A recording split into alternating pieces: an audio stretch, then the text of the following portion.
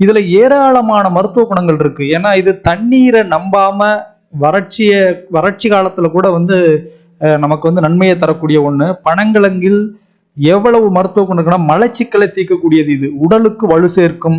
பனங்கிழங்கை வேக வைத்து சிறு சிறு துண்டுகளாக நறுக்கி காய வைத்து அதனுடன் கருப்பட்டி சேர்த்து இடித்து மாவாக்கி சாப்பிட்டால் உடலுக்கு தேவையான இரும்பு சத்து கிடைக்கும்.